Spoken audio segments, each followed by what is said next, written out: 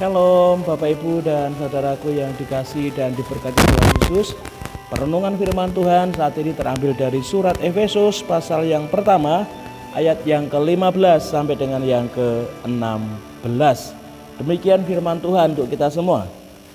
Karena itu, setelah aku mendengar tentang imanmu dalam Tuhan Yesus dan tentang kasihmu terhadap semua orang kudus, aku pun tidak berhenti mengucap syukur karena kamu, dan aku selalu mengingat kamu dalam doaku.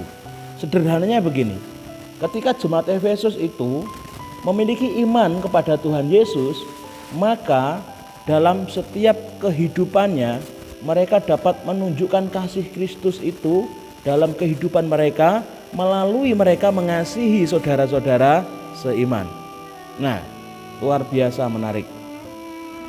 Inilah yang membuat Rasul Paulus bersyukur yang tidak ada henti-hentinya di hadapan Tuhan. Melihat jemaat Tuhan yang mengasihi Tuhan dan kasihnya kepada Tuhan itu diaplikasikan mengasihi jemaat Tuhan. Sekarang saudara, beriman kepada Tuhan Yesus Kristus, percaya kepada Tuhan Yesus Kristus, berarti percaya kepada ajaran-ajarannya Tuhan Yesus Kristus. Sekarang pertanyaannya adalah, apakah yang menjadi pengajaran dari Tuhan Yesus Kristus itu? Alkitab mencatat bahwa ajaran yang diajarkan Yesus Kristus Tuhan adalah kasih. Karena Dia adalah kasih itu sendiri. Nah, oleh sebab itu saudaraku, kalau orang yang memang percaya atau beriman kepada Tuhan, secara otomatis pengajarannya akan dihidupi dalam hidupnya dan diaplikasikan dalam kehidupan setiap hari. Kalau orang Kristen yang mengaku bahwa dia beriman, percaya kepada Sang Kasih itu, Sang Yesus Kristus itu, tetapi dalam kehidupannya masih penuh di hatinya ini kebencian kepada saudara-saudaranya, jangan-jangan dia salah beriman kepada Yesus yang mana gitu kan.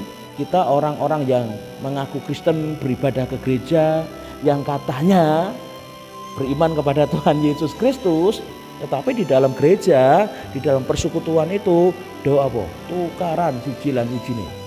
Do geting-getingan sijilan sijine. Nah, jangan-jangan yang kita sembah ini bukan Yesus Kristus, tapi Yesus yang lain. Kalau ajarannya dari Yesus Kristus itu tentang kasih, dan kalau memang kita mengaku orang beriman kepada Yesus, tentunya kita akan mengaplikasikan iman kita itu kepada saudara-saudara kita seiman. Nah, saudara, kenapa banyak gereja, kenapa banyak anak-anak Tuhan yang tidak mampu hidup seperti yang diimaninya lah, seperti itu. Dia beriman kepada kasih atau Tuhan Yesus, tetapi kelakuannya tidak bisa mengasihi. Kenapa? Hati-hati saudara, ini adalah cara si jahat, cara iblis untuk membuat kita tidak bisa menjadi saksi bagi Tuhan. Ketika orang-orang Kristen itu sudah tukaran, bagaimana bisa menjadi saksi bagi orang-orang yang belum Kristen? Dalam orang Kristen dewe megayok, tukaran ayo ngapain aku jadi Kristen, kan begitu. Hati-hati kalau saat ini panjenengan mengalami kepahitan dengan saudara-saudara seiman, saya mau katakan, minta tolong kepada Tuhan untuk mencabut akar kepahitan itu, karena itu akan menjadi penghalang hidup saudara untuk menjadi berkat bagi banyak orang. Itu akan menjadi penghalang bagi saudara untuk menjadi kesaksian bagi nama Tuhan. Tuhan Yesus memberkati kita semua. Amin.